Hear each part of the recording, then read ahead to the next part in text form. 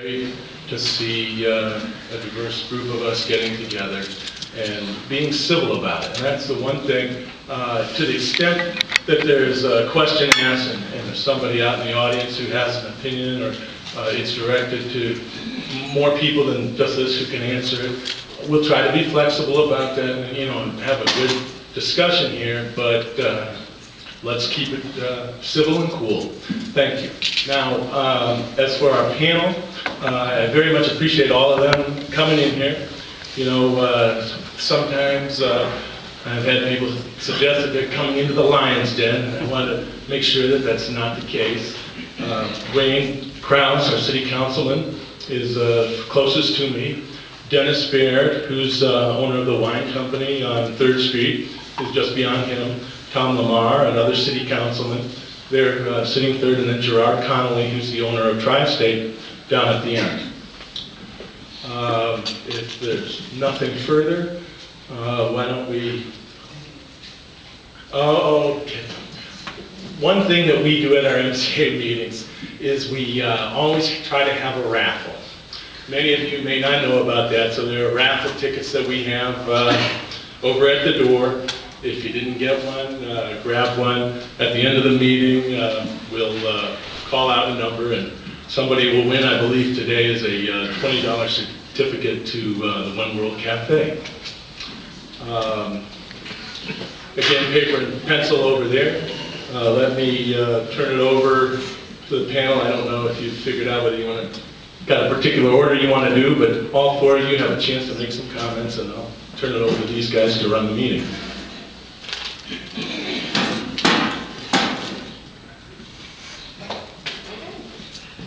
guess we'll just, I'm losing my voice a little bit, so I'm going to start being involved with questions. At some point I may fade away from that, but why don't we just go ahead with just some brief opening statements, whatever you'd like to present about why you decided to come tonight. Any thoughts you have, and I think that really the majority of the night will be directed by the audience here and the questions that are presented to the panelists. They can be directed towards one panelist, towards all, and I think we'll have plenty to talk about. So would you like to start, Councilman? Sure.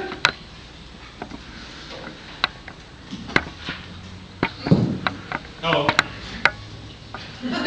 Good enough. Is this working? Yes. Yes. Okay. I think I'm going to take 15 minutes to go home and change clothes. I feel very good. Thanks, Tom. Tom, you're going to wear tie. I want to thank everybody for coming. I think this is a tremendous turnout. I think we have representation from all throughout the community.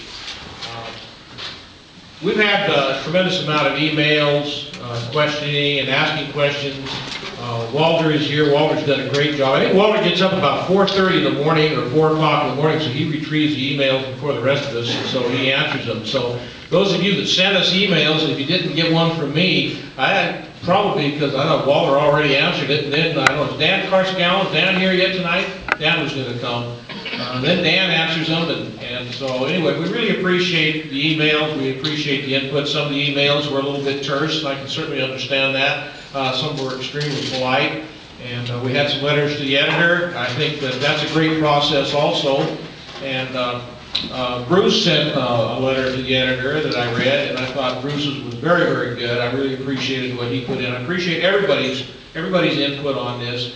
One of the things that makes Moscow such a tremendous community is our diversification and our absolute passion for what we truly, truly believe in.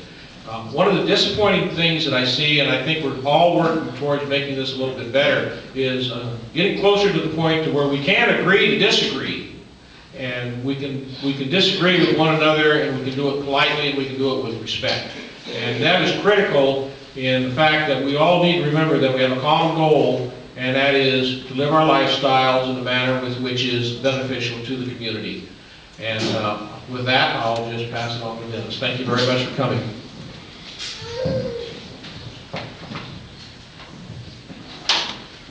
Well, thanks very much for having me here. I've been unhappy with this agreement, which I guess is why I was invited. So let me get to the chase and try and summarize why I've been unhappy and maybe where we might go from that. The city council, as it's currently constituted, was elected on a pro-business platform, which is great. Towns thrive on business. Although as a business owner for 30 years, I never found previous councils to be anti-business. And I've always found the city government at all of its levels to be very friendly and pro-business and helpful to me. But in any case, having a pro-business city council is a good idea. But this one got derailed somehow. And it made an agreement that I think is bad for Moscow's businesses, which ought to be a concern of the council. And it used a process which goes against most of my ideas of what I think good government should be. So we had bad results in a process that was dubious at best. I have some problems with the substance of the agreement. It takes scarce resources, which I think our water and sewer are scarce, although the level of scarcity is certainly debatable, and move some of those resources out of state forever. There's no end to the agreement. It does so at rates that are fairly attractive, higher than domestic, than the rates for the city, but still fairly attractive rates, and especially for the sewer part, a very attractive rate structure was provided. It'll increase the use of Moscow's water. Whether that's a good idea or a bad idea, or whether it's affordable, I don't know. It does that, though. No extra help is offered in this agreement for the burden that it will put on Moscow's infrastructure. And that infrastructure that was paid for by ratepayers, and certainly by taxpayers like me.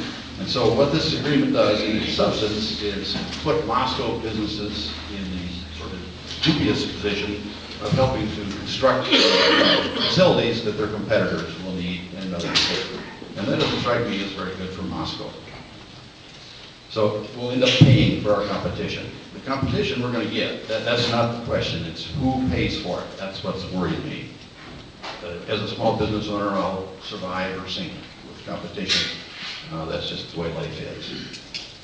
And the city agreed to keep its mouth shut. There's a gag order in this agreement, pretty much. That's what I would call it. So that is a worry. And it sets a precedent. It's going to be very difficult, I think, for the city of Moscow, as a result of this agreement, to say no to someone a mile or two north of here, a good citizen of Idaho who wants the same services. That'll be pretty tough to say no to. Maybe we shouldn't say no, but it'll be very tough if we concluded we ought to say no. But the real problem, I think, is the process. As far as I can tell, no one looking at the published agenda of the city council meeting of the 4th of February could have known, no citizen that is, about the extent of what was going to be unveiled that night, and namely the sewer part, that had never been discussed before, which was the real gift in many ways to the out-of-state developers. So no one would have known that. As a consequence of that, I think the whole idea of open government, and to some extent the open meeting law itself, at least the intent was thwarted. And that's not a good thing in my opinion. And the second problem with the procedure was the rush. And anytime I see a rush, a real need for quick speed in local government, or in any kind of government, I tend to suspect something unpleasant is about to happen. And this was really rushed through. A motion by a council member to delay the vote and to let it sit for a week or two would die for a lack of a second. Had that happened, I think, had there been a 2-week period without a vote, when the citizens could have looked at this agreement and thought about it, we might not even be here tonight. And the reason for that, in my mind, is that open government, government that lets citizens participate in all aspects of it, often helps that government avoid mistakes. It shines a light on things. And in this case, there was no time to turn on the light, which is a shame. So it sets a precedent in another way, and that is if someone who wants the city's services, who's not in the city, threatens to sue, does that trigger a closed meeting? Does that, the whole notion of litigation, does that upset the normal way that the city would go about approving these things? I don't know the answer to that, but that's certainly a concern. So the real question in my mind is where we go from here, and I hope you'll have some ideas. Some possibilities come to my mind. The city council could see this process that it used recently as a green light to do more things that seem a little on the dubious side. The city council could view this as a lesson learned, to not move so quickly, to not have so many closed meetings, to make sure every last meeting or decision that commits the city's resource is public, it has ample time for public involvement. The word secrecy is never seen again at city council. That's another outcome, one that I hope we end up with. So that's my concerns on the matter. Thank you for your patience.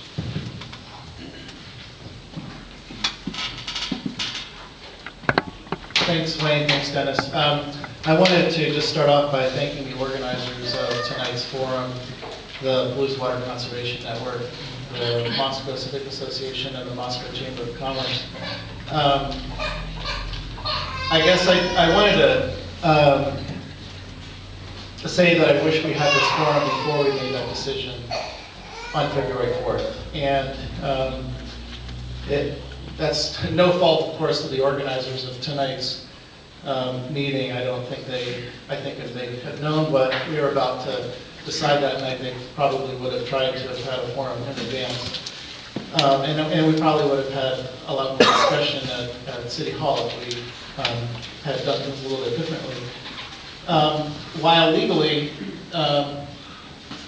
I think we, didn't run into problems with the meetings.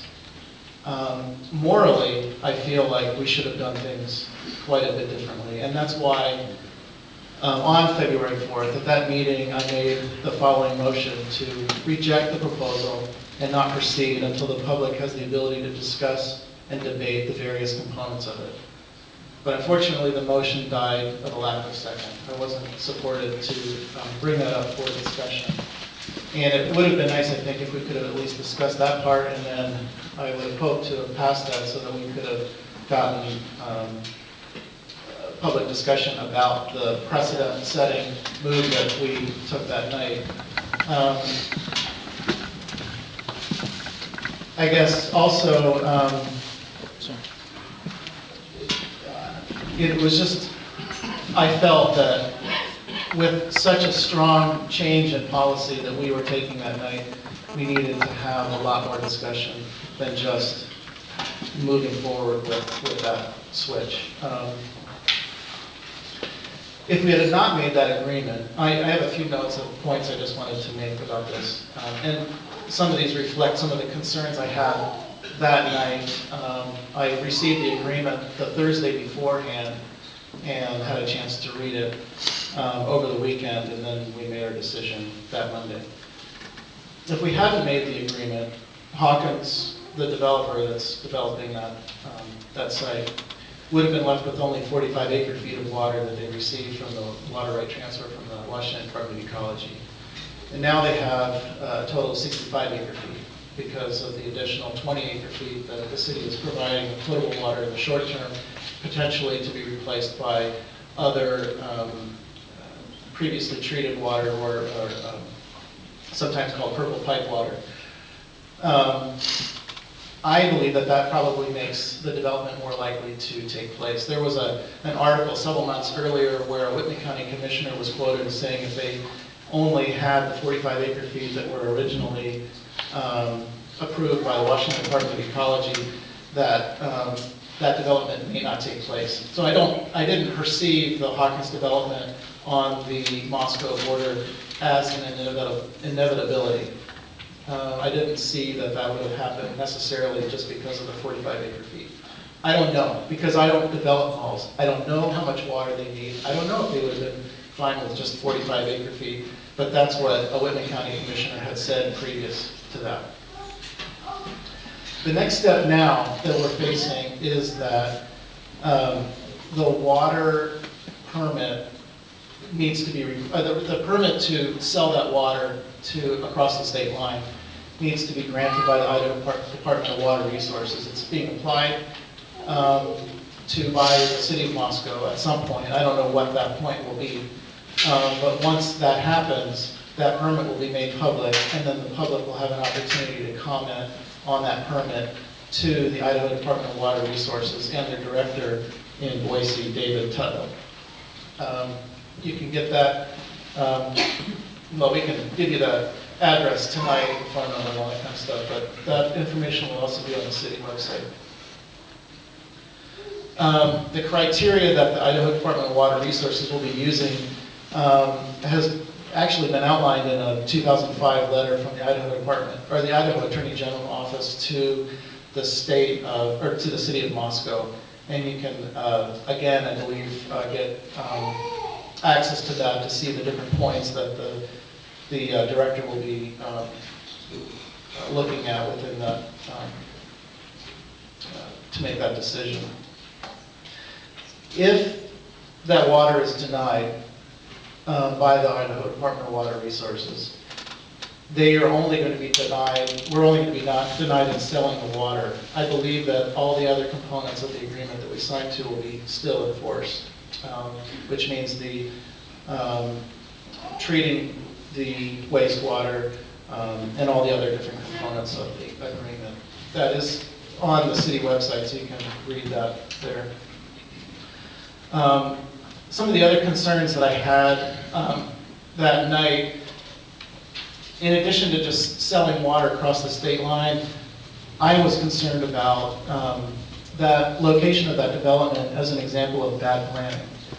It's essentially a rural development that just happens to be on a city border because it's right up against, it's on the state line right up against the city.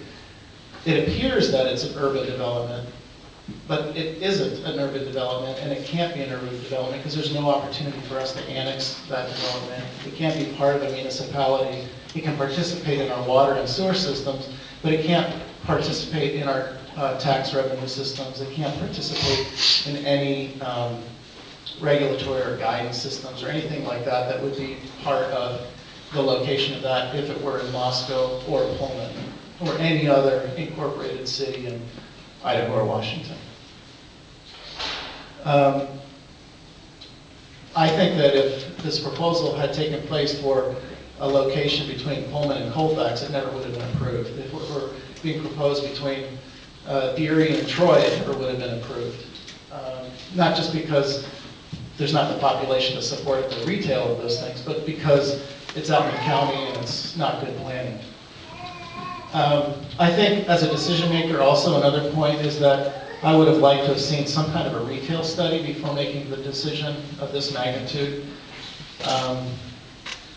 I don't know if we need 714,000 square feet of additional retail space in our area.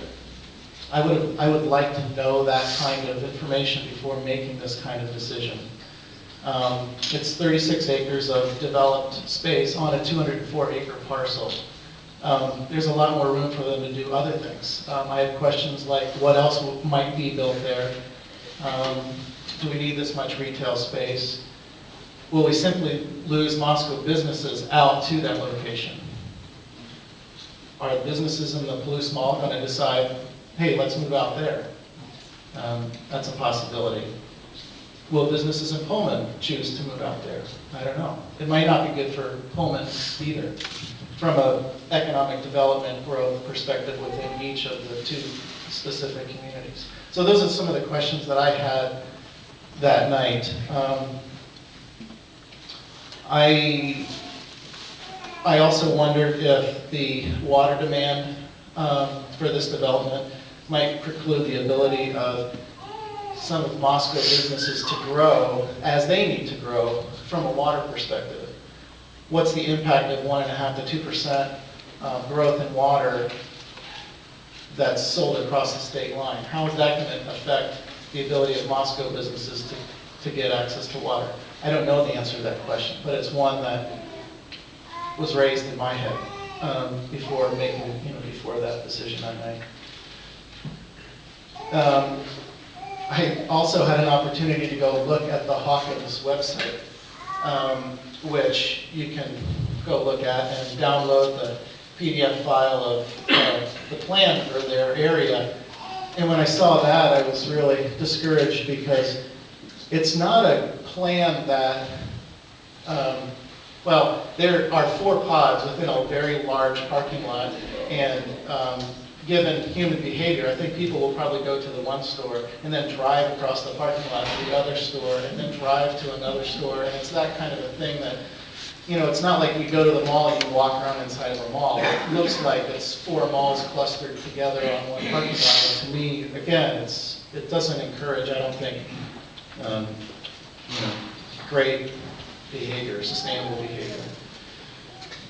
And then, so I think some of these things motivated me last week when we were having our 2009 fiscal year goal setting session to just suggest that maybe for our next fiscal year we look at establishing a sustainable water budget for the city of Moscow, so we can really bring up the issue of water consumption and planning and so forth, and how those two pieces are tied together, so we can start thinking about you know, some of these future uses.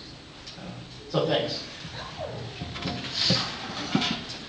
I want to start by saying that this has some history. There was an appeal to the water decision that was made by Whitman County, and that appeal was made by the mayor and the old council, and then the new council made this vote last week or whenever it was. So I want to say that I believe that every single person on the old council and the new council and the mayor acted honorably. And I don't question anybody's motive. Everybody did what they believed sincerely to be in the best interest of Moscow. Nobody was feathering their nest. Everybody acted honorably. Retail is not economic development. Retail follows economic development. When the California gold rush took place in the 1830s, first it was the miners, then it was the general store and saloon. When this area was settled, the Palouse in the 1800s, first it was the farmers and ranchers, then the loggers and miners, then the retailers, not the other way around. Apparently in Pullman, they think that when Walmart opens up a 100,000 square foot grocery store there, that people are going to eat more food. They're not. They're not going to draw from Spokane. They're not going to draw from Lewiston. They're not going to draw from Moscow. Nationally, when Walmart opens up a 100,000 square foot grocery store, 2 grocery stores in that market go out of business. Guess which 2 they're going to be? Nationally, for every 2 people that Walmart employs when they open up, 3 people lose their jobs. That's not a matter of philosophy, it's a matter of record. So, when Lowe's opens up, do you think people in Moscow are going to buy more lumber and more hardware? They're not. Do you think they're going to draw from Spokane? There's 2 Lowe's and 2 Home Depots in Spokane. There's building supply stores and a Home Depot in Lewiston. There's a Lowe's and a Home Depot in Coeur d'Alene. So, I've been told, they'll draw from Potlatch, and from Troy, and from Albion, and from Viola. And we can get the population of all of those towns into this room. That's not enough to support Lowe's. The history of Moscow is fairly short. It's not much more than 100 years old. And I am more than half of that age. So I'm a witness to a lot of the history of Moscow. There is no more retail in Moscow now than there was in 1975. The first mall to open up in Moscow was the Moscow Mall in 1978. And then David's went out of business, and some other stores, and then very quickly the Palouse Mall was opened up in 1979, and there's not one single tenant, original tenant from the Moscow Mall that is there today, with the exception of Safeway. And then Walmart opened up, and then Kmart went away, and then Winco opened up, and then Tideman's went away. Retail is not economic development, it's economic displacement. How many people can here can name the top 5 computer screen makers in this country? The top 5 keyboard makers, the top 5 mouse makers? We can't name them, but we can name Costco, Lowe's, Home Depot, Target, because we drive all over the country and we see those big stores and we see their signs. And we have the mistaken notion that that's economic development, and it's not. Schweitzer engineering is economic development. They employ over 1,000 people. They displace no one. Water is a real issue. There are those who think that water is an issue being used by people who are against development here. And as has already been stated, it's debatable how much water is available, but what's not debatable is that it's being depleted faster than it's being restored. And even a simple retailer can understand that that is not a trend that can be sustained indefinitely. Having said all of that, I think that the council probably didn't have any good choices, because apparently water is not an issue for Whitman County. And so what we're faced with here is either these big boxes are going to open up real close to us here in Moscow, or they're going to open up inside of Pullman city limits. Those are our two choices. And as a business person, and I think everybody in Moscow, given those two choices, we're far better off to have them closer to us, the better. We have a store in Lewiston that's kitty corner from Walmart. Walmart's going to close that store and move to Clarkston and the Supercenter, and that's not good news for us. I guess in a word, I'm ambivalent. I also agree with Dennis about the process. Absolutely, the two key issues, single biggest issues facing us, and probably I can't think of a more important vote that has ever been taken by the City Council of Moscow in all my years here on water and economic development. It was taken by the City Council with woefully inadequate public comment. There's been some reasons given for that, legal issues. The judge said that this mediation, in terms of it, had to be kept secret.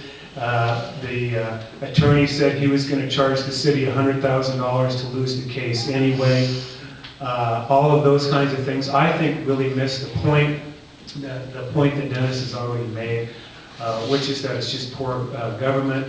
It's bad politics. It's bad public relations. It's bad. It just is a bad perception.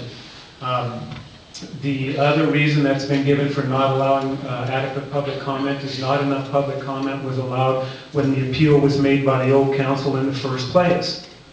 And my response to that is that two wrongs don't make a right.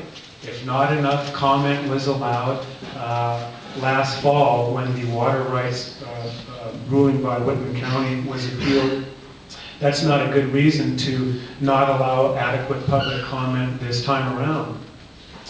I think the old council were good people, but I'm afraid that they were poor listeners. And I'm also sad to say that I think that the new council is off to a bad start, and that does make me sad because I share their pro-business bias, and I do believe in prosperity through economic expansion. I think they need to look for expansion in sectors that offer true growth and not the prospect of simply replacing the economy that's already here. To be successful in business and in politics, we have to understand that public relations and perception matter. Thus the cliche, perception is reality. Perception is all there is. We have to listen to our customers, even those customers who might disagree with us.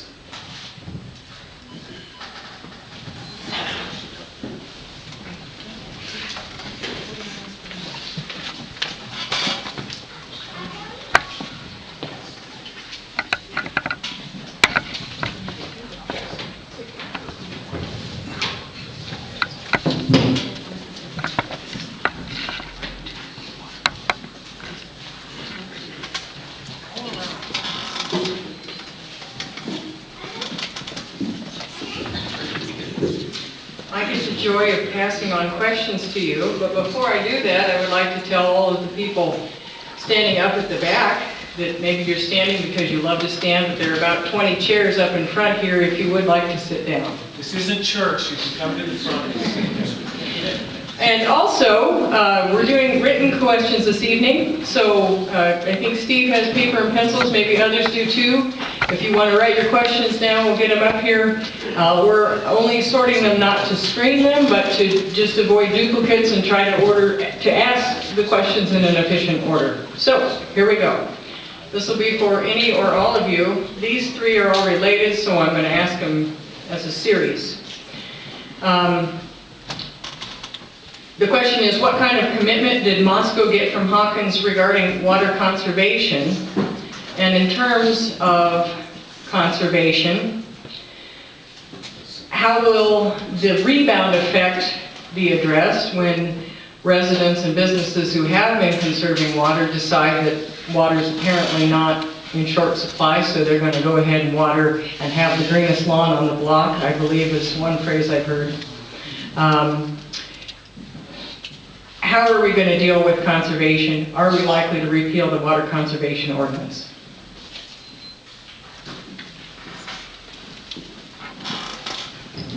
No, what the heck? Seems like I always had to take the first question when we were in the middle of the campaign, so I'll take the first one now. You know, it's interesting, and this comment has been brought up before. Anytime we come up with a retail development that's going to utilize water, and say, well, look at all the water they're going to use, but if we take a look at the various residential subdivisions, of which last night we just accepted a plat on another 18 acres, nobody ever brings up, well, how much water are they going to use, and what are we going to do about staying within the 1%? A couple of things that I'll address on the water usage pertaining to Hawkins. 45 acre-feet is adequate for that development for potable water. The additional water that they needed was they need another 20 acre-feet for the irrigation purposes for their xeriscape landscaping that they want to put in. They were not allowed to do that with their water rights application. They were going to utilize their own wastewater treatment plant and lagoon system, treat that water, and then use that water as effluent.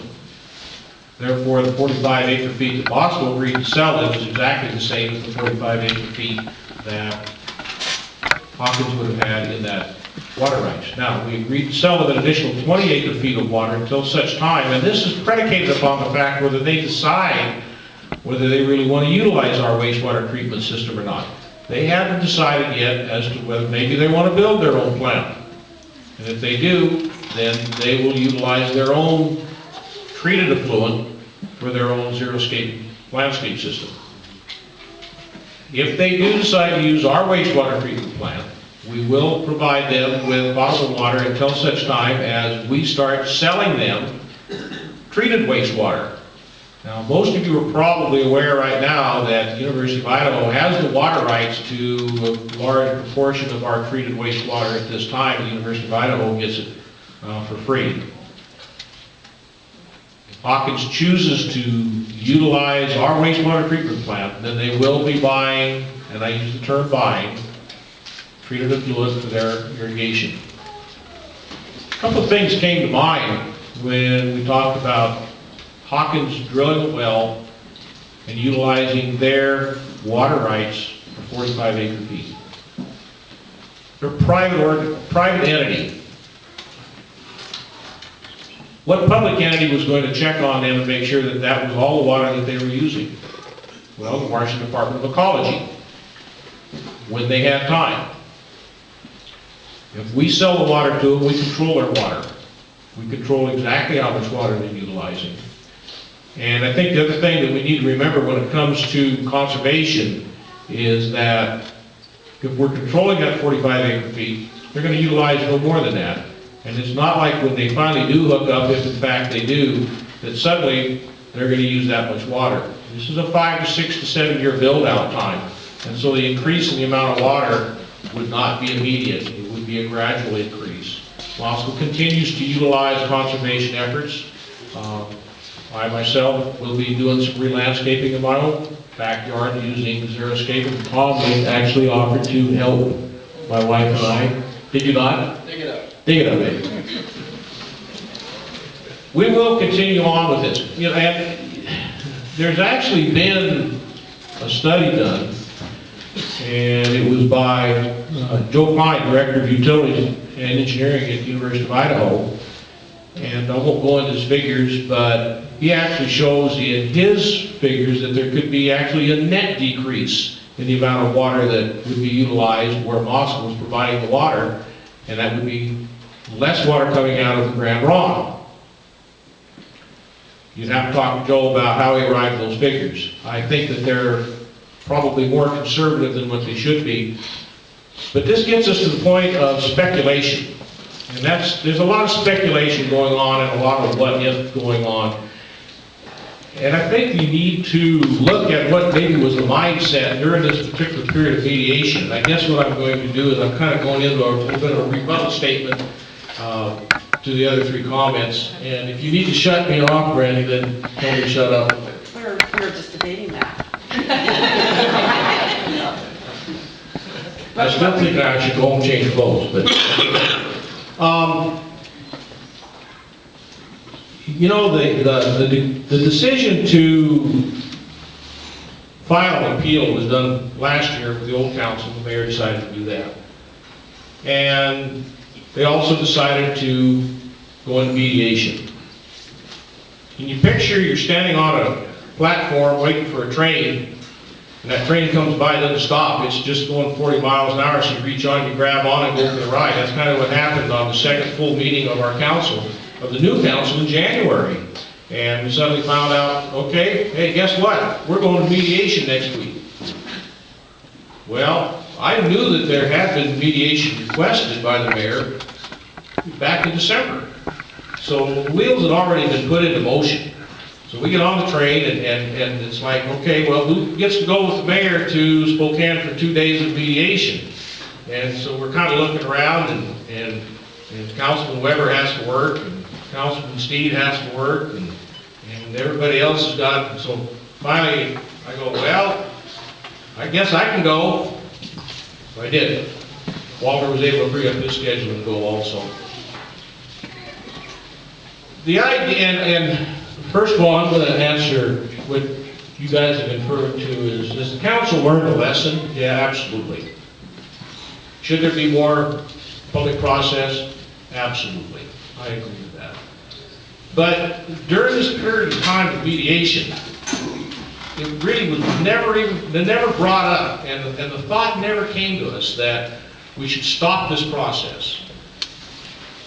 Because the feeling during this mediation session was that Hawkins wanted to cut a deal or leave. I never had the indication that they were going to come back again to the table. Hawkins Corporation has a lot of money. I don't think they would have had any problem whatsoever in going to full litigation.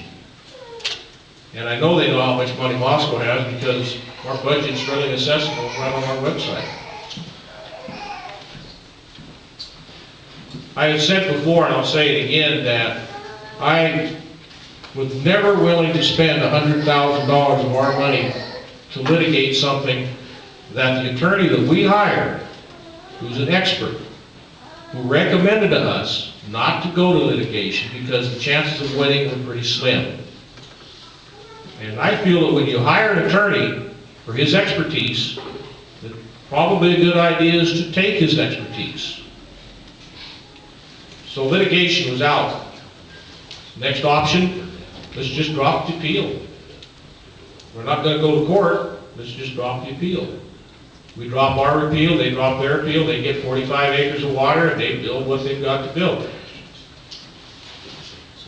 The tenure that I had and the rest of the council people had that voted for this, and I really appreciate where Tom was coming from, but we felt that Hawkins development, it was coming no matter what Moscow did. We didn't have a way of saying, you're not coming. No, they hadn't purchased the land yet, that's very true. But if you have well over $1 billion invested in engineering costs and water acquisition rights, are you guys going to walk away from that? Not when you have the kind of money that they have. So, the next best thing, hammer out the best deal that we can. Moscow's not going to get any kind of a tax base, no revenue. So, let's see what we can get from Moscow, at least get something. One other thing, and I'm gonna quit now, okay? Just one other thing. Their well that they would drill, if they had the water rights, would be within, this information came from Les McDonald, our city engineer, would be within close proximity of our new well number 10, which Moscow plans on drilling. Both wells go into the same aquifer. There is concern that their well would interfere with our well number 10. So the question you ask is, well, why are we drilling another well? Are we that short on water? And the answer on that is no, we're not. Not as far as supply. Well number 9 is an extremely high producing well. In August, which is one of our highest consumption months, if well number 9 goes down, for whether it's maintenance or whatever reason, then we have a pumpage problem. Well number 10 would eliminate that concern. That would be the purpose of it. Now I'm going to shut up. Well, I just wanted to say, is this on? Yeah, no? No. No? Okay. Part of the question was the water conservation ordinance. I don't believe the city council will weaken or rescind that. And I think the second part was about the perception of water conservation. Is that going to be more difficult to move forward? I have heard from people who have said, why should I conserve water if it's just going to get sold across the state line? And that's a concern to me. I don't know if that's an indication that we'll have trouble with the public relations of trying to promote water conservation or not, but it concerns me.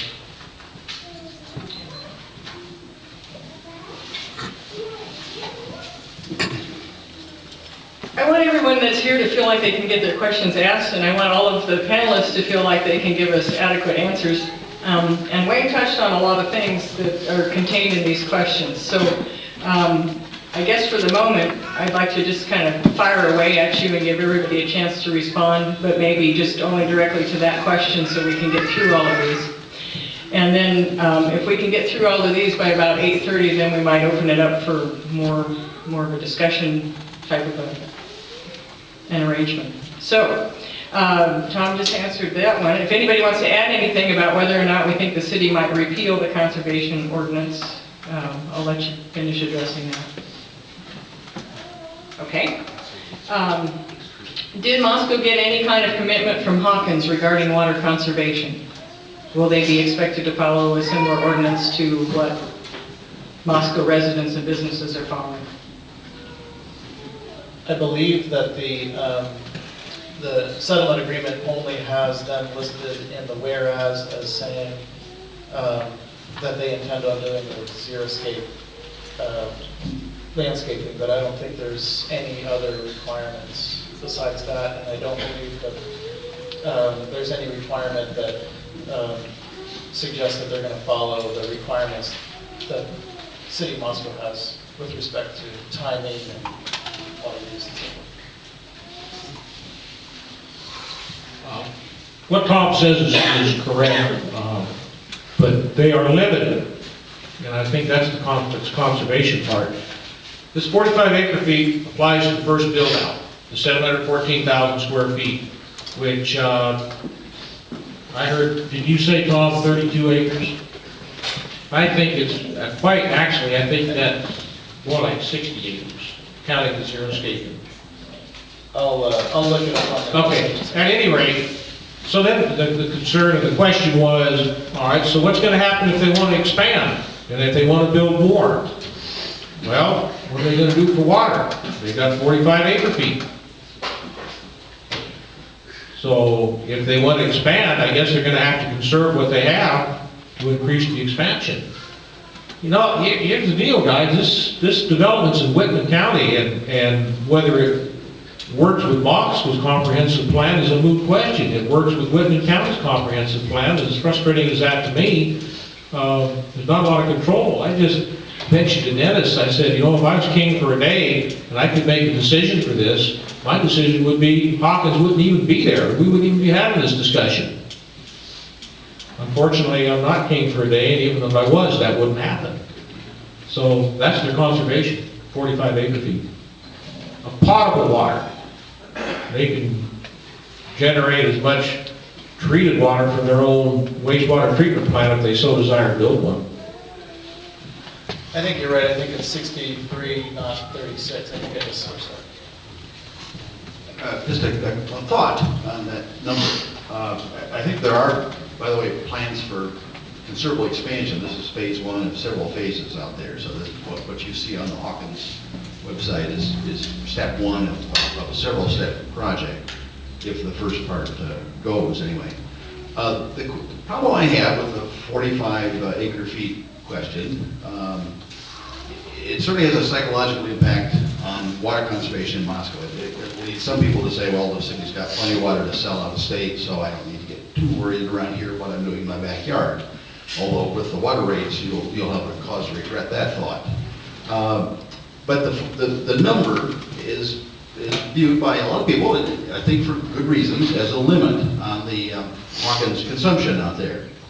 The problem I have, if comes November 2011, and Hawkins has used 44.9 of that 45, does the city of Moscow, right there at the start of the Christmas shopping season, cut them off? I guess legally the city could, but just ponder in your own mind the reality of that actually happening. The city of Moscow going out there and turning a big valve about December 1, 3 years from now, because they used up all their water. I frankly just can't imagine that happening. So I think the limits the city has set is an admirable goal, but the reality of it being actually enforced near the end of the year, just when the buying season begins, seems mighty unlikely to me. Thank you. The next question is, Moscow already has a groundwater management agreement in place and gives voluntary guidelines as to the amount of groundwater it pumps. We've agreed to provide Hawkins with this water, which may put us back above our agreed-to limits. How would Moscow reconcile these two agreements? Just knew that question was going to come up. First of all, let me go back and say that this is not going to be something that's going to be turned on in 1st of July, all of a sudden 45 acre feet start to flow. Walter is our representative on PBAC, and he visited with them, and we're under the mind that since, number one, if Hawkins Corporation was to drill this well, that 45 acre feet would be coming out of Whitman County, not Idaho. It's all coming from the same source. And we have approached, Walter discussed, and they didn't commit themselves to anything. And we will attempt to see how this goes. But we feel that Whitman County should become a water entity in itself, and that 45 acre allotment would not apply to Moscow's allotted, and that would not apply to our 1%. And that would be one way in which we're going to attempt to do this. We can't quit conserving. I don't see us raising our water rates just because this happened.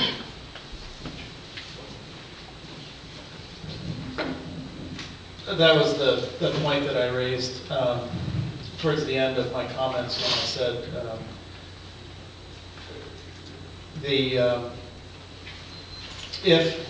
if we're supplying water for that, how is that going to affect water needs within Moscow businesses or water needs within really Moscow residences? If we're supposed to be looking at a limit, if we really did make an agreement that we intended on sticking to, how do we make that work?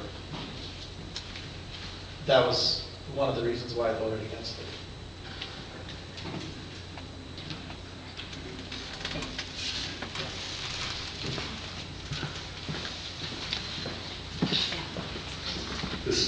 This next grouping of questions has to do with the wastewater treatment plant and the impacts on that. So I'll try and summarize about 4 different questions into 1 or 2 really big questions. When wastewater treatment plant needs an upgrade to 45 million gallons a year of new sewage needing treatment, how can we legally get Hawkins to pay their fair share? Or will Moscow residents and businesses be subsidized for it? Next question. What is the buy-in to the wastewater treatment plant? Please give us a dollar amount if available. Then the last question is, isn't Moscow's wastewater treatment facility already violating EPA standards? And I can repeat that.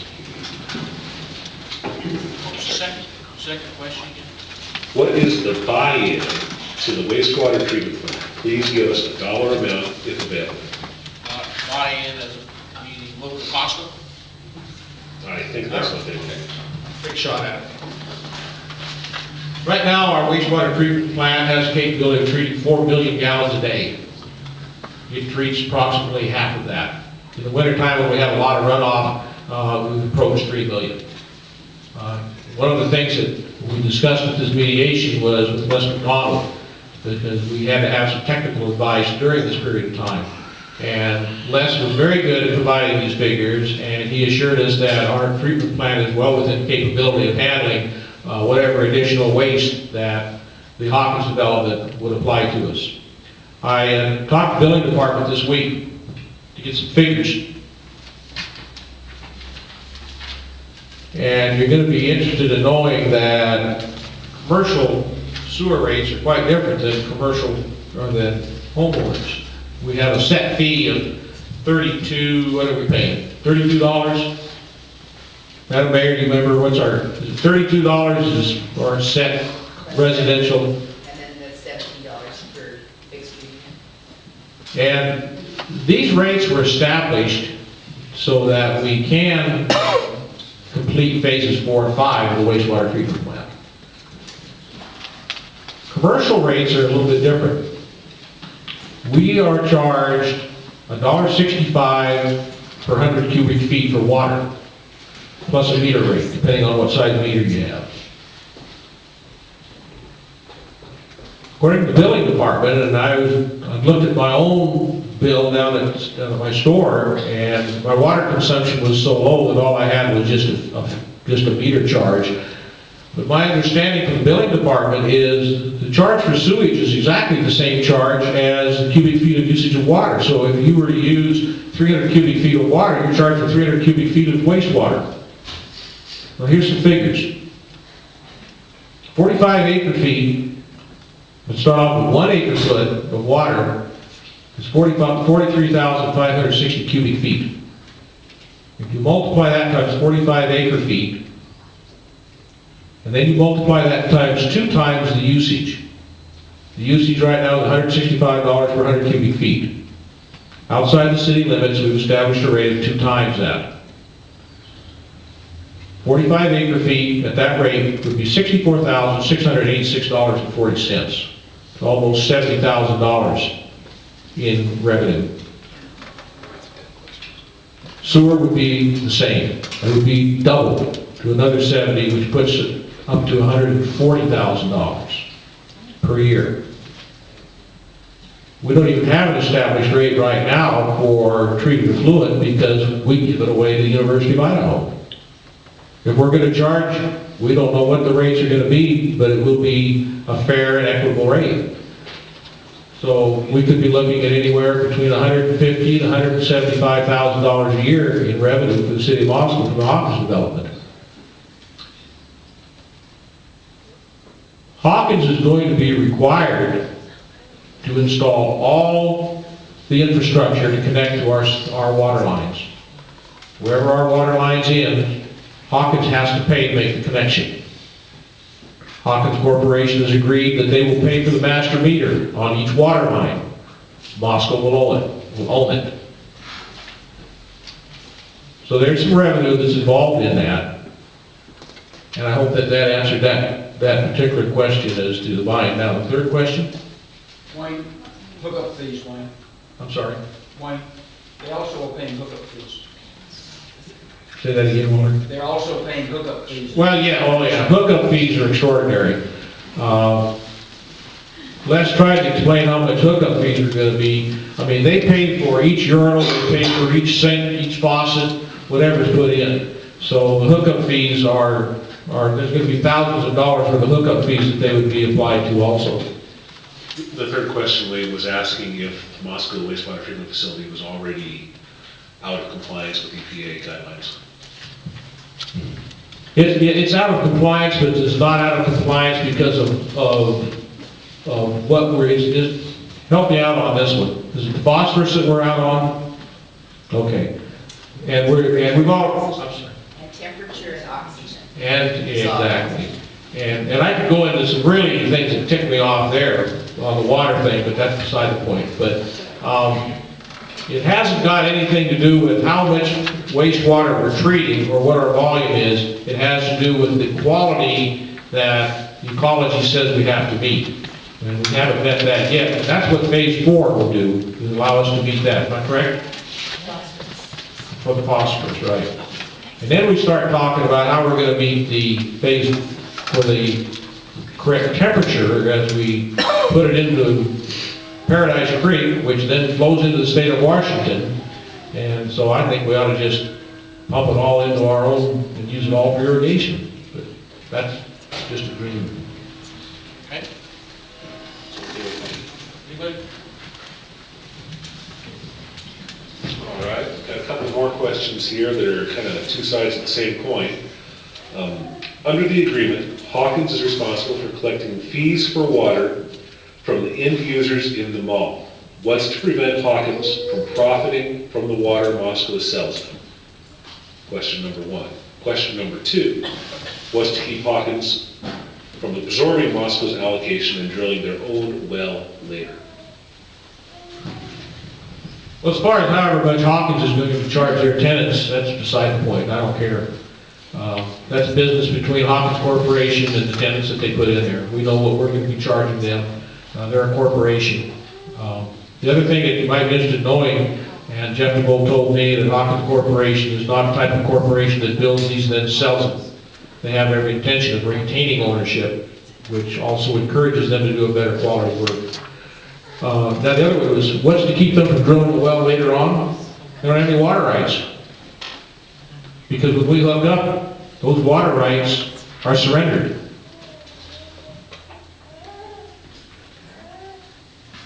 For some reason, the Department of Ecology doesn't like the word retired. But I purposely asked one of the persons there at the mediation session, I said, when they surrender those, when they give up those water rights, what happens to them? DEQ said they go away forever. They're not available. Nobody gets them. In fact, I've heard comments now. Is anybody here from Pullman? Probably not. Uh-oh. You know, he asked us, well, why didn't we give you guys those 45 acre feet of water rights? Well, why didn't you come to the mediation and suggest it? Never came across the board. We never thought about that. But the water rights goes away. And my understanding is that, see, State of Washington Department of Ecology is not granting any new water rights. They're only transferring water rights. And my understanding now is to find any more water rights that can be transferred within the corridor is going to be extremely difficult. So basically, any new developments that would come in, they're going to have to bring their own water with them. So what does that mean? Well, perhaps it means that Pullman will finally bite the big bullet and they'll put infrastructure all the way out. And this agreement with Hawkins is not perpetuity. If you take a look at the agreement, it states that we do anticipate at some time that there would be another organization, meaning whether it be Whitman County that develops it or whether the city of Pullman goes all the way out, but eventually could put services and infrastructure all the way out. And at that time, it would be up to negotiation as to whether we would continue supplying them with water and sewer services.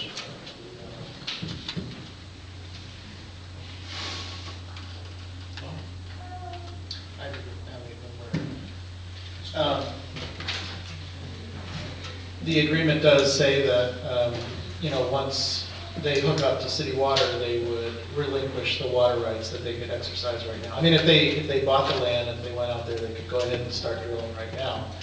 But once we hook up to them, they would no longer be able to do that. If IDWR denies the permit, they will likely, if they're going to develop their lawn, they will likely drill wells to get that water.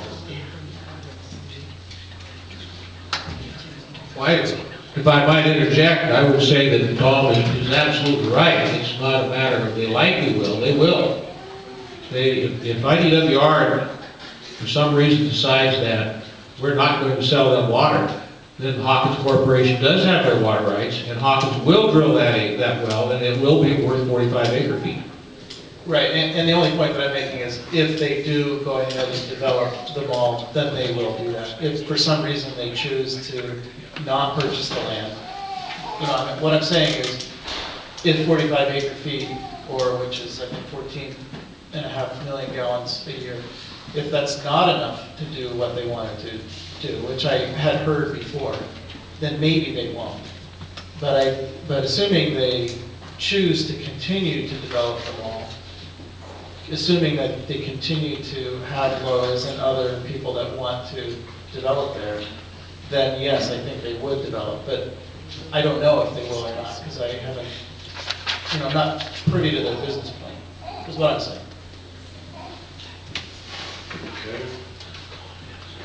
One more sewer-related question, and that is, running sewer lines uphill is an interesting idea. How much energy will it take for pumping stations, and where will it come from, and who will pay for it?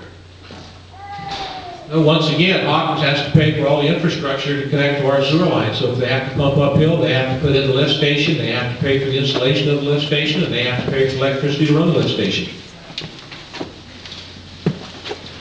We do have there are other lift stations in the city of Moscow. There's one that's going to be rebuilt, I believe, this year down near the Blues River Road. They do exist, and it does happen. And Wayne's right, they would be paying for that. All right, these next two questions seem to be more aimed towards Gerard and Dennis. Here, I'm going to try and get to talk a little bit, so take a break, Wayne. How can Moscow businesses work together to better draw customers from Hawkins to other businesses in Moscow, is the first question. Second one, what do you believe the impact will be on Moscow, and who will they pay taxes to? Well, I'm not optimistic that the development at the border will be anything except a wall from a retail standpoint. So I think drawing customers from who mysteriously turned up at that development further east seems highly unlikely. I can't envision any scenario that would work to do that, because it's going to function as a giant wall, especially when all 3 or 4 phases of it are done. It will be a barrier. The funny thing is, I don't know in my mind who it's going to be a barrier to, because the shoppers who apparently are anticipated to arrive at that place will mostly come from the east, or from the west rather, since there's nobody to the east of here to speak of with any money. So they've got to come from the west. So that's Othello and Colfax and Dusty and Colotus and Washtuckna. I don't understand the whole process of that thing. But I don't think there's going to be a giant wave of people coming from the west who can be lured further on. Number one, they are going to see it as a barrier, and number two, there aren't going to be enough of them to add up to a nickel for the business in this town anyway. So you don't think it's tapped into that Washtuckna? No, I think the Washtuckna market is probably tapped out already, last time I was through town. I don't see a way, or even a need, in all honesty, to lure people past that into Moscow. Moscow will survive with the same level of retail it already has, at best. I'm deeply afraid that what will happen is we will lose some businesses in Moscow to places like Lowe's. If a Best Buy opens out there, we'll lose some appliance dealers. If a Borders bookstore opens out there, we'll lose some booksellers here in town. If a Cost Plus World Market opens out there, we'll lose the wine company of Moscow. Then those places will close, because the Clovis market really won't be enough to keep them going, and in the end we'll be stuck with, in the whole community, probably less sales tax revenue and less business than we have right now. That's the scenario that I'm really afraid of, is that mall will succeed just long enough to sink a whole lot of ships in Moscow, and probably in Poland for that matter, and then fail.